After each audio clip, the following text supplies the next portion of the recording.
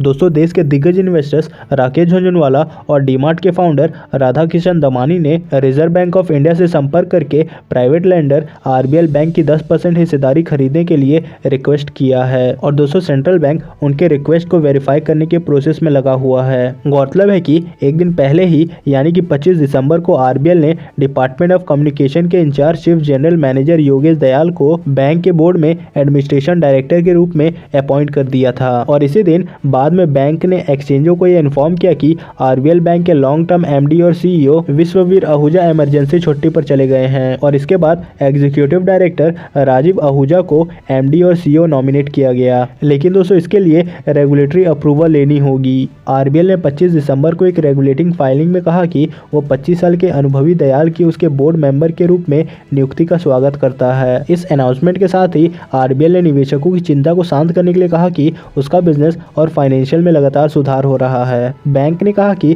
16.3% capital adequacy और अच्छे liquidity के साथ बैंक के फाइनेंशियल मजबूत बने हुए हैं। 30 सितंबर 2021 तक उसका liquidity coverage ratio 155%, net NPA 2.14% पर स्टेबल और क्रेडिट डिपॉजिट रेशियो 74.1% पर बना हुआ है। चलिए दोस्तों अब जानते हैं कि आखिरकार रिजर्व बैंक ऑफ इंडिया का क्या कहना है आरबीएल बैंक को लेकर। दोस्तों आरबीआई ने कहा है कि बैंक के पास पर्याप्त कैपिटल है और उसकी फाइनेंशियल स्थिति संतोषजनक बनी हुई है और बैंक की फाइनेंशियल पोजीशन भी स्टेबल है। आरबीआई ने बयान में ये भी कहा है कि डिपॉजिटर्स और स्टेक होल्डर को अटकलों वाली खबरों पर प्रतिक्रिया देने की जरूरत नहीं है। दोस्तों आरबीआई की तरफ से यह बयान आरबीएल बैंक के एमडी और सीईओ विश्ववीर आहूजा की ओर से पद छोड़ने और राजीव आहूजा को तत्काल प्रभावी से इंटरिम एमडी और सीईओ बनाने जाने के बाद आया है। तो दोस्तों आरबीआई का भी ये कहना है कि बैंक का सिचुएशन यानी कि फाइनेंशियल सिचुएशन स्टेबल है और कोई भी दिक्कत नहीं है। तो दोस्तों अगर आरबीआई के नजरिए से देखें तो आरबीआई भी आरबीएल बैंक के लिए हरी झंडी दे रहा है। चलिए दोस्तों अब जानते हैं कि